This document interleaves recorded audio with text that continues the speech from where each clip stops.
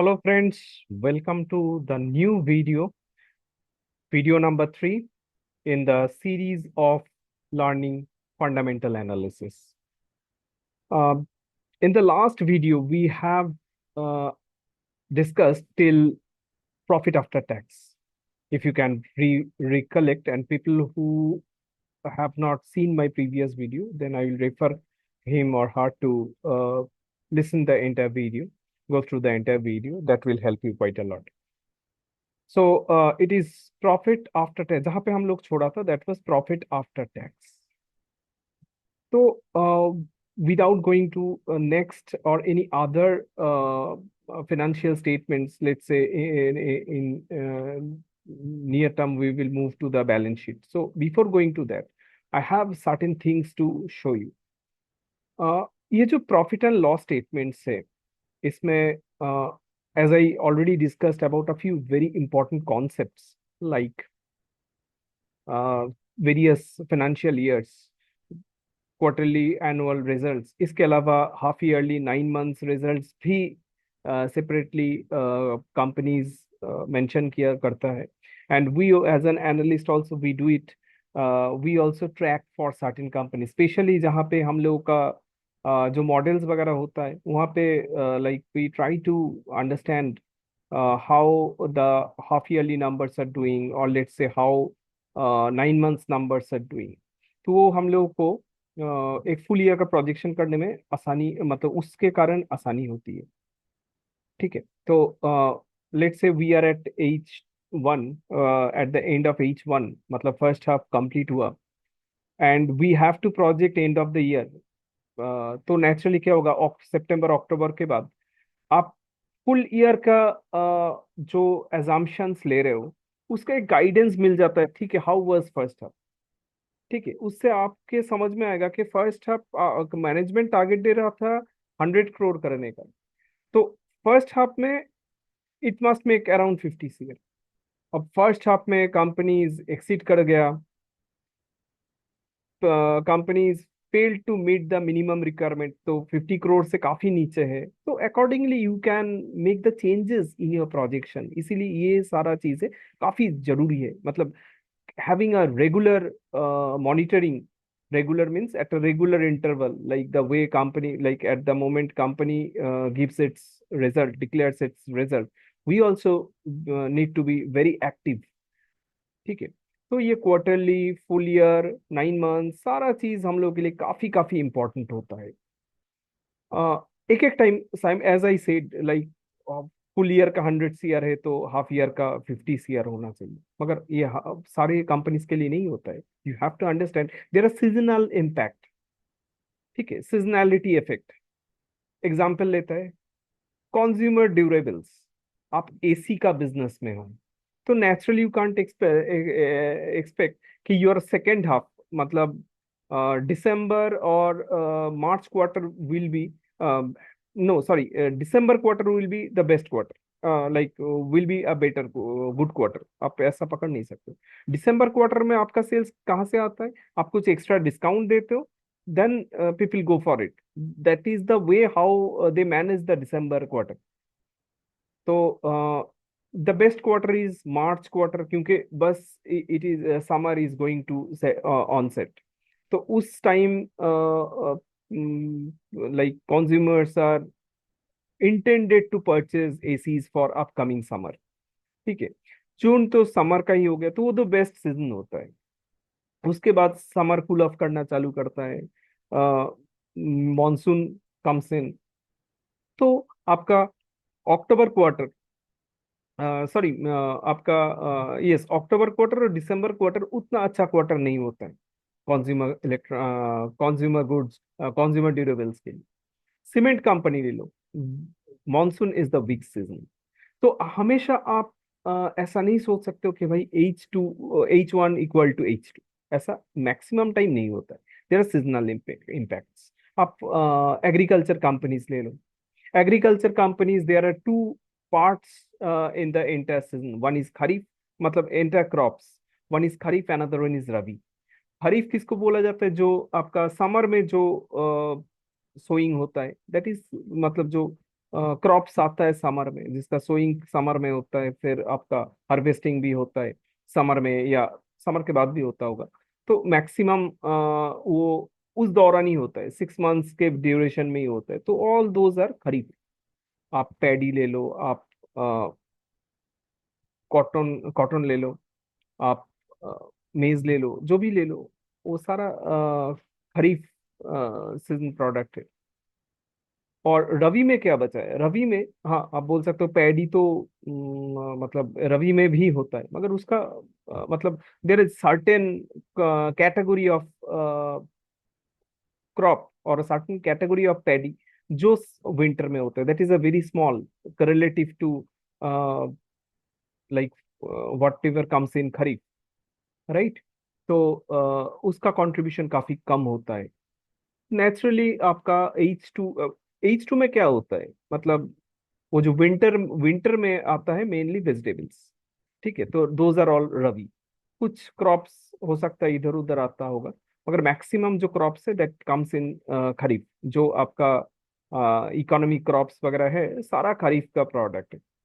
तो नेचुरली आपका kharif season is very important, and most agricultural companies means agrochemical बोलिए, fertilizer बोलिए, they are means overloaded in means their financials are overloaded in the H1 than H2। अब क्या companies क्या कोशिश कर रहे हैं, like that is the agenda of many companies, specially seed companies. क्योंकि सीड कंपनीज का एक मेजर डिफरेंस होता है H1 और H2 में। तो ये सीड कंपनीज का स्पेशली टारगेट रहता है, मतलब लास्ट कुछ साल से managements of various companies I have seen कि they have taken strategies to balance H1 and H2। तो उसके हिसाब रिलेटिव, मतलब they cannot do it equivalent to H1, मगर ठीक है, they are coming out with more new rabi crops, ठीक है। जो कंपनी के पोर्टफोलियो में हो सकता है they do not have tomato seeds in their portfolio, they are incorporating, they are bringing tomato. तो रवि का हो सकता है जितना वो पोर्टफोलियो में प्रोडक्ट लाइन बढ़ा रहा है, they are adding number of products in their product profile in the H for the H2 or for the Ravi season, so that it gives some traction, ठीक है। तो H1 और H2 के ये difference हो। तो ये सारा चीजें काफी इंपॉर्टेंट होता है, जो I thought like I must share with you. Next जो वेरी इंपॉर्टेंट कॉन्सेप्ट है, these financial statements what I have shared with you guys, that is the prototype, that is आप बोल सकते हो कि it is very much you know uh, मतलब जो standard format है वही हम आपसे शेयर किया है। Let me share my screen and let me show you. There are various exceptions बोलो या एडिशंस बोलो, तो that is there. This financial statements are very very sector specific. There are many line items which are present in specific sectors. Now let me show you IT companies, result of Infosys in front of us, right? Firstly, I have mentioned in my previous video that consumption of raw material cost नहीं होता है IT companies में। Wipro is an exception क्योंकि उसका consumer electronics division। जो standard IT companies जो होता है, standard means what I mean to say, कि जो प्योर आईटी कंपनीज होता है उसमें उसका स्ट्रक्चर देखो, एम्प्लॉय कॉस्ट से ही शुरू होता है। एम्प्लॉय कॉस्ट देखिए, बाकी जगह हम एम्प्लॉय कॉस्ट का परसेंटेज इसके अंदर कंप्यूट नहीं किया है। वो जरूरत पड़ता है मॉडल मॉडल बनाने के लिए, अजम्पशन करने के लिए वो जरूरत पड़ता है परसेंटेज चेंजेस वगैरह, या रिजल्ट में भी किसी का काफी इधर उधर हो जाता है। तो उसके कारण like we try to find out what is the employ cost in terms of percentage, in percentage term of the top line. ये हम लोग कंप्यूट करने की कोशिश करता है। मगर for companies like pure IT companies like Infosys, TCS, इसके लिए this is very very important, very very important to understand, क्योंकि 50% of the top line, around 50% of the top line is spent after employee cost। Can you imagine? उसका 50% के आसपास employ cost ही होता है। Next see, there is one specific IT sector specific terminology called cost of technical subcontract क्या होता है ये? टेक्निकल सब कॉन्ट्रैक्टिंग क्या होता है कि इन्फोसिस इन्फोसिस को कुछ प्रोजेक्ट मिला, so they have the company has its own employees, तो नेचुरली क्या होता है कि it is done with their own employees, they also hire lots of freshers, तो वो लोग बेंच में बैठा होता है। बेंच में what I mean to say, ये कॉमन टर्मिनोलॉजी बोला जाता है, they are sitting in the bench, basically they are waiting for the project, ऐसा मतलब स्टाफ्स एम्प्लॉइज इन फी जैसा आईटी कंपनीज के पास होता है। ठीक है, so it computes the utilization rate. Company gives क्या यूटिलाइजेशन है, उसके एम्प्लॉइज का यूटिलाइजेशन का बात करता है। एक मैन्युफैक्चरिंग कंपनीज का utilization means how much your you are utilizing your capacity, 70% of your capacity is utilized, 60% is utilized, so that is very important। जब 100% के आसपास हो जाता है, company goes for expansion, brown field, green field, ये सारा terminologies हम लोग बाद में डिस्कस करेंगे। ग्रीन फील्ड मतलब fresh new project, new site, new setup. Brown field मतलब अब मेरा एग्जिस्टिंग जो कैपेसिटी है that I am expanding, right. तो ये जो कॉस्ट ऑफ टेक्निकल सब कॉन्ट्रैक्टिंग क्या होता है कि Infy, I got deflected, sorry.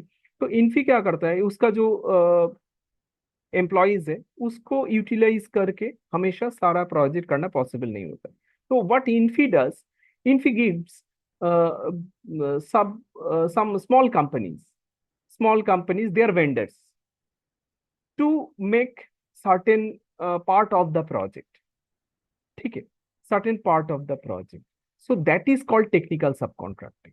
कुछ कंपनी से जो लोग ये बड़ा कंपनीज के लिए टेक्निकल सब कॉन्ट्रैक्टिंग करते हैं, छोटा छोटा प्रोजेक्ट जैसे करता है, ई क्लर्क्स जैसा कंपनी करता है ये चीज, ठीक है। तो ये जो टेक्निकल सब कॉन्ट्रैक्टिंग कॉन्सेप्ट है that is very common in IT companies, you will find it in almost all IT measures. आपको हम टीसीएस दिखाता है, let me show you, TCS is also open in front of me, so you'll find this,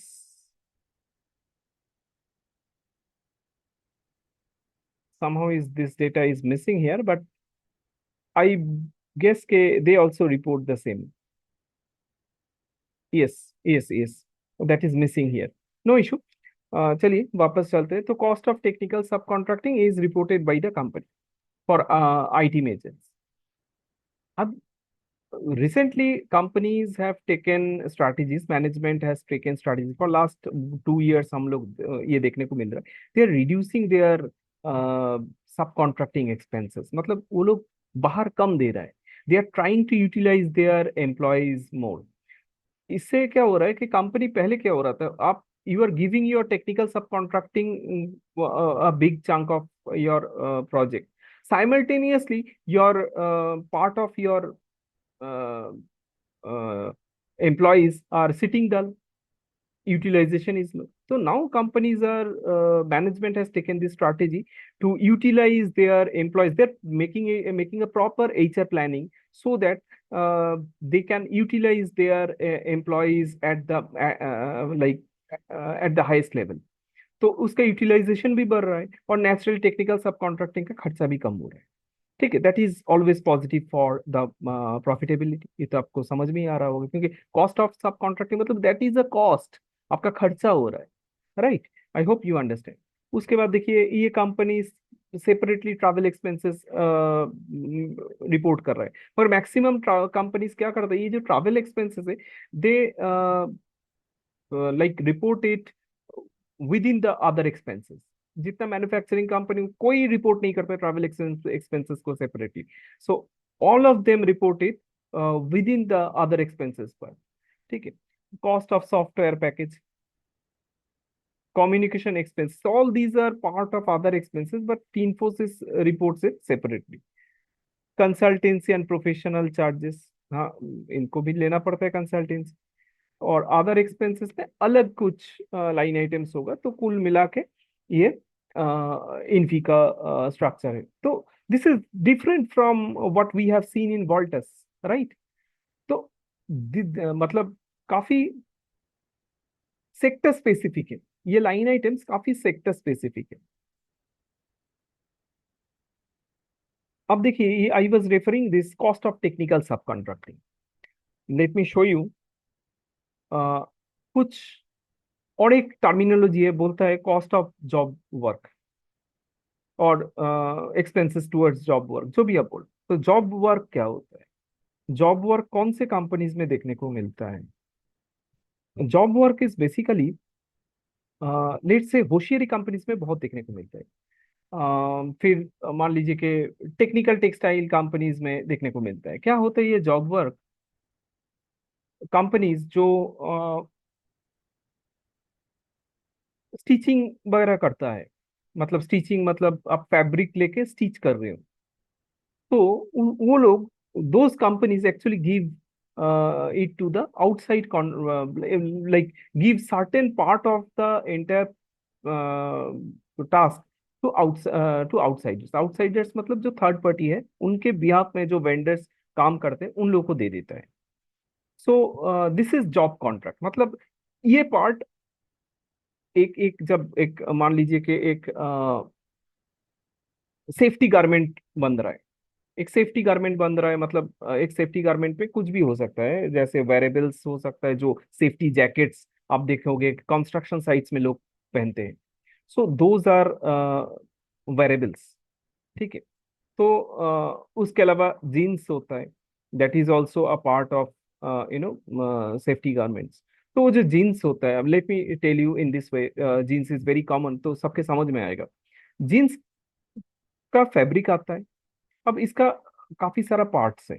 तो एक जगह stitching होता है, ठीक है, फैब्रिक को स्टिच करके सेफ्टी गारमेंट, सेफ्टी इन मतलब मैन्युफैक्चरिंग इंडस्ट्री में वर्कर्स के सेफ्टी में काम में आ गया ऐसे, मतलब they prepare it in that way. So it requires additional stitching. तो उसमें पहले फैब्रिक में स्टिचिंग हो रहा है, फिर फैब्रिक को स्टिच करके वो मतलब they are making it a garment, making it a pant, trouser, जो भी आप बोलो। सब अलग अलग पार्ट में हो रहा है, कोई स्टिच कर रहा है। आई विजिटेड सच प्लांट जहाँ पे पूरा ये स्टिचिंग मतलब एंटायर प्रोसेस हो रहा है, जहाँ पे जींस एक जगह फैब्रिक आ रहा है, वहाँ उसका मेजरमेंट का काम हो रहा है। नेक्स्ट उसका मतलब पूरा लाइन से लगा हुआ है, this tail it manufacturing line सारा इंडस्ट्रीज में, सारी इंडस्ट्रीज में ही होता है। तो यहाँ पे एक मैन्युफैक्चरिंग लाइन लगा है। मान लीजिए कि इंटर प्रोसेस होगा ये एक एक लाइन में, ऐसा 4 5 8 10 20 लाइंस लगा हुआ होता है। तो पहला बंदा क्या कर रहा है, उसको प्रिपेयर कर रहा है, he is stitching it, passing it to the next guy. Next guy क्या कर रहा है, वो उसको स्टिच करके एकदम पहनने लायक बना रहा है, गारमेंट्स बना रहा है, फिर वो वापस पीछे दे रहा है।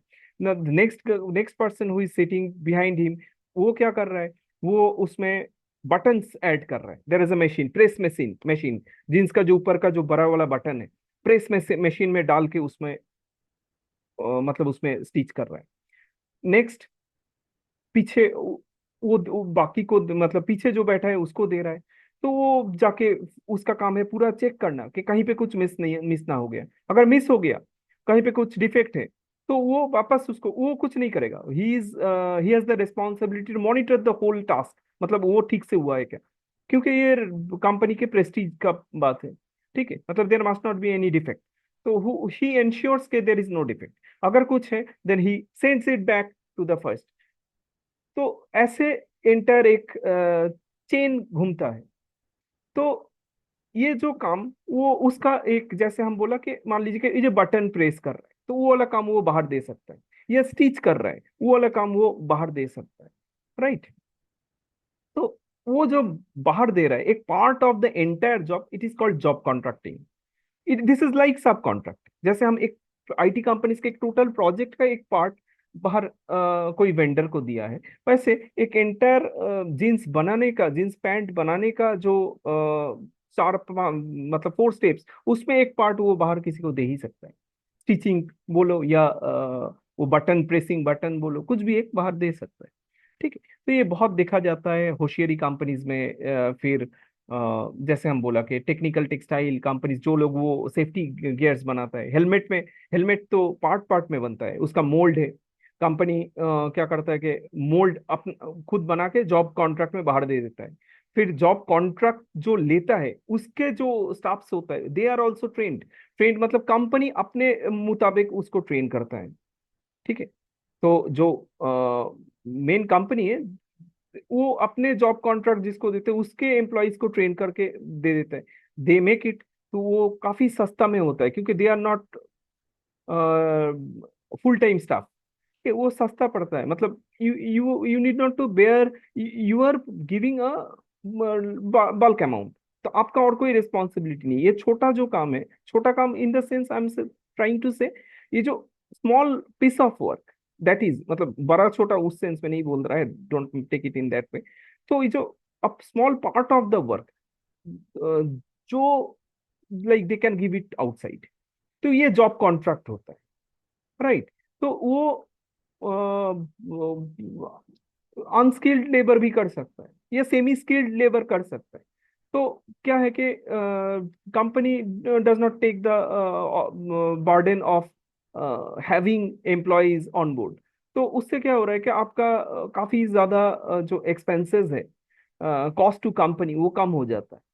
Right. Technically it is called cost to company, वो कम हो जाता है। आप एक लमसम दे देते हो, बस बात खत्म। कंपनी में वर्कर आएगा तो you have so many responsibilities. उसका लीव भी आपको टेक केयर करना पड़ेगा। उसके लीव के कारण अगर कहीं पे कुछ डेफिसिट हो रहा है उसका बैकअप भी आपको सोचना पड़ेगा। उसका ईएसआई देखना पड़ेगा, पीएफ देखना पड़ेगा, और ना जाने कितना कितना रेस्पॉन्सिबिलिटीज लेना पड़ेगा। तो बेटर है गिव इट आउटसाइड। मगर क्या है, they make it a balance based on requirement and all. तो दे बैलेंस इट, मतलब पूरा जॉब कॉन्ट्रैक्ट बाहर दे भी नहीं सकते हो। ठीक है। तो ऐसे बनता है। तो this is called job contract, equivalent to technical सब कॉन्ट्रैक्टिंग ऑफ आईटी कंपनी। अब एक एग्जांपल दिखाता है सीमेंट कंपनी का। UltraTech cement is in front of us.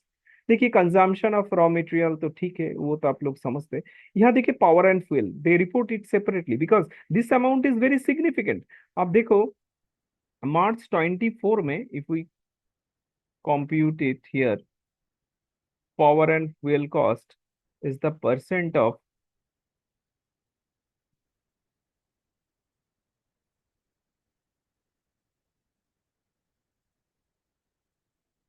is 26% of the top line, almost 26% of the top line. Right. ये top line का 26% है, that is significant, that's why this is separately reported. आप इसको compute करके drag कर सकते हो, कोई प्रॉब्लम नहीं। This is power and fuel. Similarly और एक लाइन आइटम आपको दिख रहा होगा next to employ cost, that is freight forwarding. क्या होता है फ्रेट फॉरवर्डिंग? फ्रेट फॉरवर्डिंग मतलब सीमेंट इंडस्ट्री में क्या होता है कि आपका जो रॉ मटेरियल है, बल्क रॉ मटेरियल है, लाइमस्टोन्स वगैरह, वो आपको लाना पड़ता है थ्रू ट्रक्स। और जो एंड प्रोडक्ट है सीमेंट है, that is also something you have to transfer from the point of dispatch. मतलब फैक्ट्री का फ्रॉम दैट पर्टिकुलर पॉइंट जहाँ पे वो सीमेंट फाइनली सीमेंट निकलता है आउटपुट होके, वहां से आपके वेयर हाउस तक। ये company has big plot, big area. तो उसके बीच में ट्रक चलता है, उसके मतलब साइट के अंदर ट्रक चलता है for like for forwarding this freights. ठीक है। तो दिस को फ्रेट फॉरवर्डिंग होता है, that is a significant cost. और इसका कोरिलेशन है क्रूड प्राइस से। कैसे? क्रूड प्राइस बढ़ जाता है तो you know your diesel petrol will be costlier. तो नेचुरली अगर आपका फ्रेट फॉरवर्डिंग कॉस्ट भी simultaneously it will be costlier, it will be higher. तो अगर ये कॉस्ट है, ये अगर बढ़ता है तो naturally it will impact your margin, as simple as that. आप देखो फ्रेट फॉरवर्डिंग क्यों अलग से रिपोर्ट करते हैं, because this also.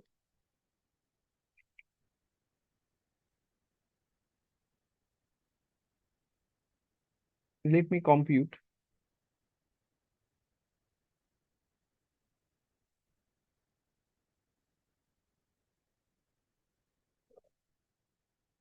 Maximum cement companies, क्या हो गया, थिंक कलर इशू ना, ऐसा तो कुछ हुआ नहीं।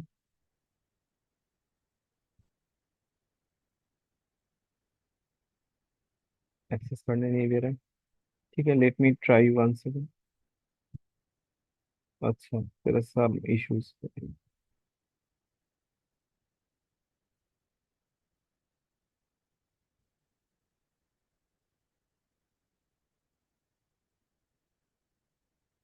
हाँ देखो आया है। I hope you can see my screen properly. I can make it even larger.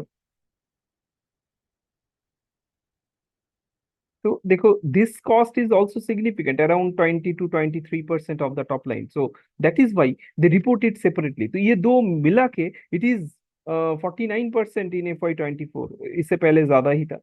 तो this power and fuel cost and freight forwarding cost together is 50%। मतलब ये आपका 50% के आसपास का cost is directly proportional to the crude prices. तो crude price के बढ़ने घटने से आपका मतलब सीमेंट कंपनीज पे इम्पैक्ट काफी ज्यादा आता है। तो that is visible from the data. तो that is how we can relate things and we can understand, अरे भाई क्रूड का प्राइस बढ़ रहा है तो that is not good for cement companies. ठीक है। तो these are few things I wanted to mention. अच्छा, यहाँ पे देखिए one terminology is there, captive consumption. This small company, small figure they are reporting separately. Captive consumption means that is basically consumed by itself, by the company itself। क्योंकि बहुत time क्या होता है कि आप सीमेंट प्रोड्यूस करने के लिए आपको थोड़ा सा सीमेंट चाहिए। तो ये एक रीजन है कि आप कैप्टिव कंजम्पशन कर रहे हो। ऐसा हो सकता है कि एक pharma company, pharmaceutical company who manufactures formulation, they also prepare API, मतलब एक्टिव फार्मास्यूटिकल इंग्रेडिएंट। तो वो फाइनल प्रोडक्ट के लिए आपको एपीआई का जरूरत पड़ता है। मतलब through API you are making, you are making manufacturing your formulation. तो एपीआई के एक पार्ट वो बाहर बेचता होगा, मगर API what they are manufacturing that is targeted to targeted for backward integration. Backward integration मतलब मेरा जो रॉ मटेरियल चाहिए वो हम खुद बना लेता है। तो ये कैप्टिव कंजम्पशन के लिए मैक्सिमम जो एक्सेस होता है, that time going I go and sell outside, right? So these are few very common things we have to understand, that will help us to not only to analyze this particular PL, but we will be able to relate with various news flows कि what would be the impact on your stock, on your portfolio। ये चीज आपको समझना पड़ेगा।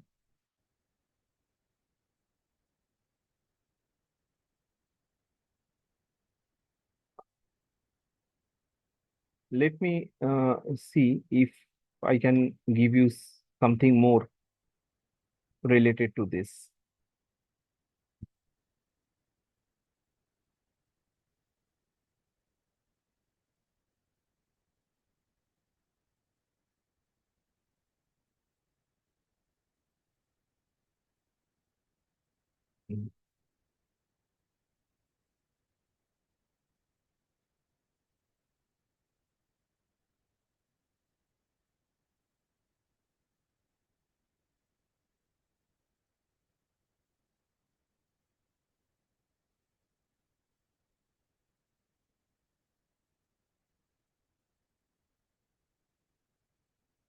बाकी सारा companies आप मतलब सिमिलर काइंड ऑफ स्ट्रक्चर ही दिखाता है, ज्यादा कुछ चेंजेस इन लोग इसमें नहीं होता है यूजुअली। तो जैसे आईटी कंपनीज का, let me tell you, I was referring, IT companies give guidance आगे चल के क्या होगा। विप्रो देता है सीक्वेंशियल गाइडेंस, नेक्स्ट क्वार्टर में क्या constant currency top line growth होता है। तो ये जो कांस्टेंट करेंसी का बात करता है, constant currency is required because otherwise it will not give you correct picture. थोड़ा सा हाल का हिंदुस्तान एरोनॉटिक्स का दिखाएगा, उससे पहले अ, अ, ये आईटी कंपनीज के लिए this is important.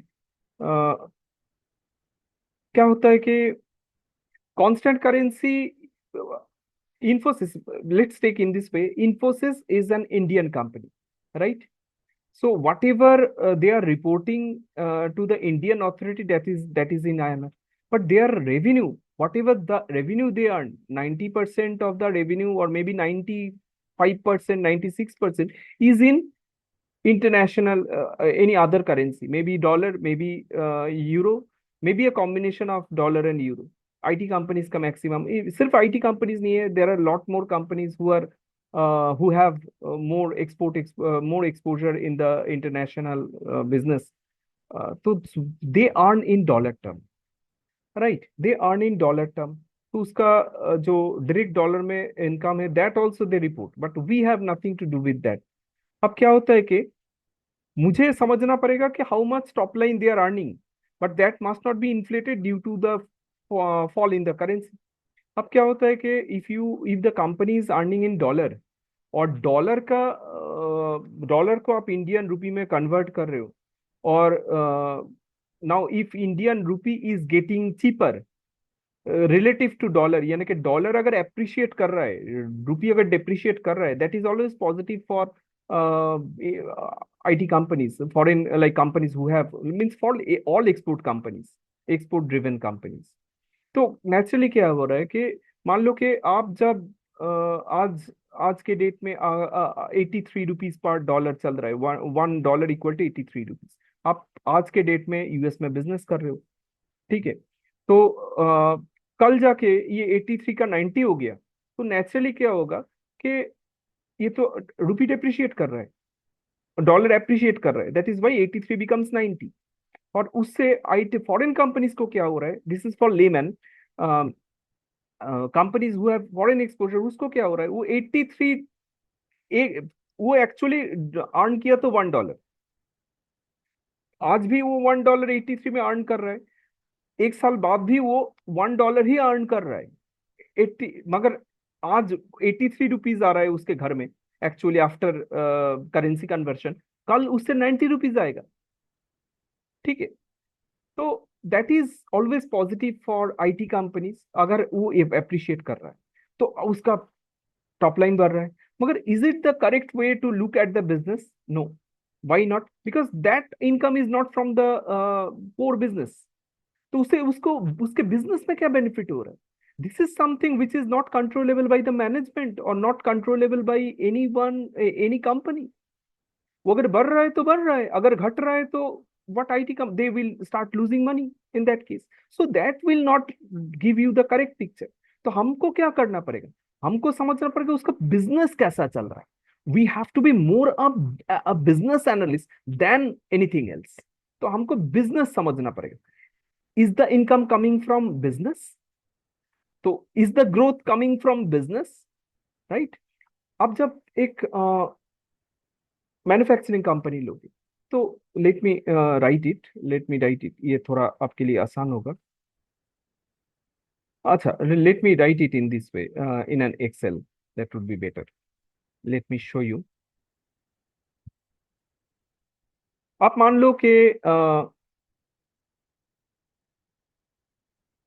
Sales revenue मतलब सेल्स हो गया ना. Let me make it bigger. Sales, ये तो आप लोग फॉलो कर रहे होंगे, राइट? क्या ग्रोथ आया है, कहाँ से आया है, एक्सेट्रा. अब देखो, sales is the product of volume and price. आप लॉजिकली सोचो, वही है. आप कौन सा आइटम, कितना क्वांटिटी, कितने रुपये में बेचे हो, as simple as that. You have you have sold 20 pieces of 20 pieces of certain goods, कुछ भी है. आप एक बेरिंग बेचे हो, 20 पीसेस ऑफ बेरिंग बेचो 100 रुपीज में, तो आपका सेल्स कितना है? सॉरी, आपका सेल्स कितना है? 100 × 20, 2000 रुपीज. करेक्ट. तो sales is the product of volume and price. अब आप जब किसी कंपनी का बहुत सारा कंपनीज है जिसका रेवेन्यू समझने के लिए, मैन्युफैक्चरिंग कंपनीज है जिसका रेवेन्यू समझने के लिए हम लोग पूछते हैं कि what is the volume growth. Separately we want to understand growth है, 8% का ग्रोथ है, how much is coming from volume, how much is coming from price, which is desired, price आप प्राइस बढ़ा रहे हो, is it favourable? For most of the cases no. Price, आप price hike कब लोगे? When your raw material prices are high, you have to pass on. ये भी समझना पड़ेगा कि how well poised you are so that you can pass on, ये भी आपको समझना पड़ेगा। ठीक है, बहुत समय देखा जाता है कि companies are not well place to pass on prices.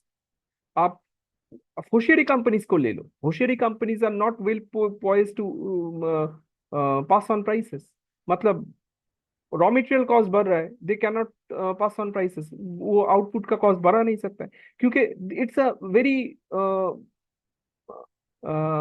Very competitive market, lots of players are there. अगर एक प्लेयर प्राइस हाइक ले लिया, I am referring the mass market, not the premium one. Premium तो 10 रुपया बढ़ता है तो वो 100 रुपया बढ़ाएगा, और जितना प्राइस बढ़ेगा ना, there is an terminology in the economy that let's say in the economics, subject economics, that is called Veblen effect। Veblen effect आप थोड़ा गूगल करके देख लीजिएगा क्या होता है वेबलन इफेक्ट। तो प्राइस जितना बढ़ता है, लोगों को उतना अच्छा, उतना ज्यादा पसंद आता है, एक क्लास ऑफ पीपल को उतना ज्यादा पसंद आता है। They want to travel in certain class जहां पे बाकी लोग पहुंच ना पाए। सेम चीज है, मगर they will pay premium price so that they can eliminate out mass. वो लोग मास को पसंद नहीं करते, mass must not be with in their territory. ठीक है, that is why the same thing they purchase it, और they the same service they purchase it at higher cost, so that people must not access. तो उसके लिए काफी time क्या होता है कि प्रोडक्ट में एक प्रीमियम फील होता है, एक सर्विस में एक प्रीमियम फील होता है, प्रीमियम एक अरेंजमेंट होता है, राइट। तो ये जो प्रीमियम एक फीलिंग से, like some people wants to access all premium things, ये जो इफेक्ट है, that is called Veblen effect. तो I am not getting into much details into it. तो what I was referring, mass का क्या होता है कि आप थोड़ा प्राइस बढ़ रहा है, प्राइस हाइक ले लिए, जो मास कैटेगरी का प्रोडक्ट है उसमें इम्पैक्ट आता है, specially when the organised and unorganised player का डिमार्केशन वेरी स्मॉल होता है। होशियारी कंपनीज में बहुत छोटा डिमार्केशन होता है, 2-3 रुपया का डिफरेंस होता है। ठीक है, unorganized players are selling certain undergarment at 30 rupees। The same undergarment, the similar undergarment is sold by a branded player at 34 rupees, which is uh, advertised by Akshay Kumar। तो एक होता है वो, अरे ठीक है 4 रुपया ज्यादा देगा तो हम अक्षय कुमार जी उसको रेकमेंड कर रहे हैं, वो हम पर पहन लेंगे। ठीक है, so people are ready to get it. और ये जो organise to unorganise, there is a shift in the market, सारा इंडस्ट्री में हो रहा है ये शिफ्ट, क्योंकि people are getting brand aware day after day. और क्या होता है कि with disposable income, increase in the disposable income, people wants to get those type of products like which have some additional feel, additional और premium feel. थोड़ा premiumisation हो रहा है, अनऑर्गेनाइज से ऑर्गेनाइज में आ रहा है। मतलब people are looking for the better product what I was using 2 days back। Now with certain increase in my salary, in my wage, I will access better product। so this is something which is impacting the entire market। ठीक है, तो ये जो sales का आई was referring sales, तो sales कहाँ से आ रहा है? वॉल्यूम से आ रहा है, प्राइस से आ रहा है। ठीक है, जब हम एसी कंपनीज का पूछता है तो how many SKUs you are manufacturing, कितना स्टॉक कीपिंग यूनिट्स आपके पास है, एसक्यूज का मतलब। तो क्या हो कि मतलब क्या मैन्युफैक्चरिंग कैपेसिटी है? You can manufacture 10 million manufacture ACs in one, in your total all manufacturing facilities. तो कुल मिला के आपका 1 करोड़ साल का आप मैन्युफैक्चर कर सकते हो। तो हम लोग पूछता है कि यूटिलाइजेशन क्या है, हम लोग पूछते हैं इस साल कितना आप सेल किए हो। ठीक है, कितना वॉल्यूम आप सेल किए हो। ठीक है, ये volume is very important to understand the actual growth कहाँ से आ रहा है। ऐसा हो सकता है कि आप प्राइस हाइक लेके आपका सेल्स बढ़ा रहे हो, दैट इज नॉट गुड। आप अगर price hike, as I was referring, price hike अच्छा है अगर there is an increase in the raw material prices and you are passing on that prices, you are in certain position so that you can pass on the prices, that is good. ठीक है, तो मगर आप just for increase in the sales you cannot raise the price again and again, so it will impact your performance in the long run.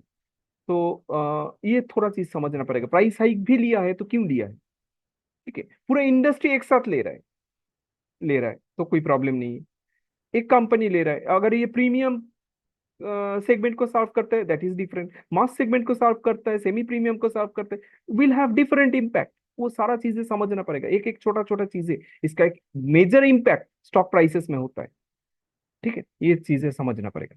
तो sales is the product of volume and price, growth कहाँ से आ रहा है, volume growth से आ रहा है या price growth, price hike लेने से आ रहा है, ये चीज समझना पड़ेगा। प्राइस हाइक कौन ले रहा है, उसका एंटर इंडस्ट्री में पोजीशनिंग क्या है, वो मास को सर्व कर रहा है, प्रीमियम को सर्व कर रहा है, एवरीथिंग हैज सम इम्पैक्ट, ठीक है। तो these are few things and finally in this video I will show you Hindustan Aeronautics Limited. इसका financials दिखाएगा, there are certain terminologies I will not get into deep in this particular video, but let me show you there are certain companies who are very very order book centric, order book centric मतलब कितना order आपको आ रहा है, ठीक है, उसके मुताबिक आपका रेवेन्यू डिपेंड करता है, don't go after those model and all, just see the numbers, sorry, see the line items. So अभी तक तो ठीक था, अब यहाँ से शुरू हुआ some uncommon चीजें, direct input to WIP, work in progress, और expenses capitalized, impairment loss, provisions, other expenses तो ठीक है, expenses relating to capital and other accounts, this is not that important, very important, इसमें सबसे important क्या है, impairment loss, जिसके बारे में हम थोड़ा डिस्कस करेंगे। इम्पेयरमेंट लॉस क्या होता है, बहुत टाइम देखा जाता है कि कंपनीज इम्पेयरमेंट करता है, क्यों करता है, एक प्लेन वैनिला एग्जांपल आपको देता है, एक कंपनी जो जिसका एक प्लांट है, कुछ उस प्लांट में उसका कुछ मशीनरी से जो ऑब्सोलीट हो रहा है, ठीक है, और मान लीजिए एक अलग सब्सिडियरी है, उसका जो एसेट है वहां पे वो एसेट, वो सब्सिडियरी चल नहीं रहा है, मतलब there are certain issues, certain मतलब मे बी उस कंपनी का मतलब वो सब्सिडियरी का परफॉर्मेंस इशू है, उसका ऑब्सोलीट इक्विपमेंट है, प्लांट इक्विपमेंट ऑब्सोलीट है, पुराना है ये, तो कंपनी क्या करेगी, कंपनी उसको रिपोर्ट करेगा एज एन इम्पेयरमेंट लॉस, तो उसको कंपनी मान लो कि उसको सेल कर दिया, स्क्रैप के हिसाब से सेल सेल कर दिए, तो what ever the loss it has taken, so that will be reported, जो उसको स्क्रैप सेल का छोटा मोटा आया दैट इज फाइन, और बाकी जो अमाउंट है वो इम्पेयरमेंट लॉस के हिसाब से वो दिखाता है। और एक इम्पेयरमेंट लॉस का एग्जाम्पल, बहुत कॉमन एग्जाम्पल है ये, पहला वाला एग्जाम्पल उतना कॉमन नहीं है, हर केस बहुत रेयर होता है, पर दूसरा वाला एग्जाम्पल बहुत ज्यादा देखने को मिलता है। मान लीजिए कि आपका अ, एक कंपनी का काफी सारा प्रोडक्ट है जो एक टाइम समझ में आ रहा है कि that is not going to work, एक रियल लाइफ एग्जांपल देता है, अ, एक कंपनी जो कोविड का मेडिसिन वैक्सीन बनाना चालू किया, राइट, एक एग्जांपल रियल लाइफ एग्जांपल देता है, शिल्पा मेडिकेयर बोल के company, they went into a tie up with a Russian company for manufacturing Covid, Covid का जो वैक्सीन था फॉर दैट, तो देवर इन बिटवीन, जब तक initially there were some issues, वो रशियन कंपनी प्लांट विजिट किया, रशियन कंपनीज के ऑफिशियल्स प्लांट विजिट किया, मगर finally there were some issues, तो वो पेंडिंग था, हुआ नहीं। तो it was getting delayed for 6-8 months। By the time 6-8 months हो गया, तो Indian government has launched in between their covid vaccine. तो it got again under question mark, क्या होगा इसका फ्यूचर, गवर्नमेंट को सेल करेगा, किसको सेल करेगा, it was under question mark. Initially ऐसा लग रहा था कि they will be the launching the Covid vaccine before Bharat institute, तो उसका एक मेजर ट्रस्ट रहेगा, मतलब they will be beneficiary out of that. मगर ये ऐसा नहीं हुआ। India, government of India, Bharat जो भारत श्रीराम, क्या नाम है उसका, I am forgetting the name, that company launched, government of India का वैक्सीन आ गया मार्केट में, फ्री ऑफ कॉस्ट आ गया। और या प्राइवेट में जाके आप थोड़ा कॉस्ट बेयर करके भी लिए होंगे। तो आफ्टरवर्ड्स, आफ्टर फर्स्ट डोज वो ला नहीं पाया, सेकेंड डोज उसका जब आया तब तक भी they fail to bring it bring the product on stream. तब तक ये तो कोविड का आफ्टर, और आफ्टर 6 months कोविड का वो जो सिचुएशन था, कोविड का वो जो रिक्वायरमेंट था कोविड वैक्सीन का, वो ग्रेजुअली इट वाइप्ड आउट, और जरूरत नहीं है। ठीक है। तो the entire amount they invested, I guess के around 400 crore they invested after this, if I am not wrong. So that but particular amount went in vain. So whatever the research they spent after the research and all, everything they have made as an impairment loss.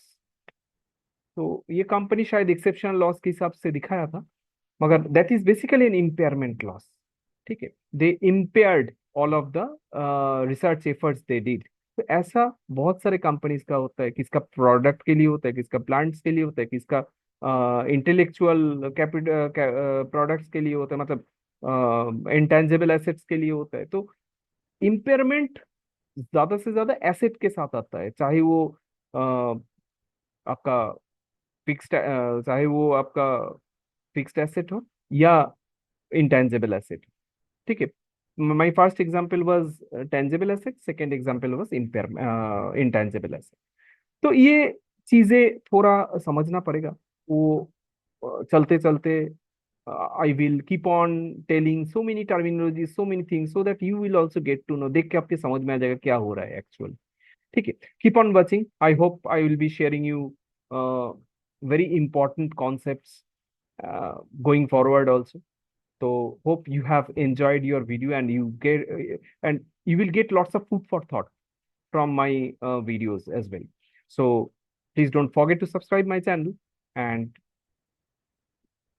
do like my video if you feel it is really good. Fine. Thank you. This much is in this particular video. So let's meet in our next video. Thank you so much.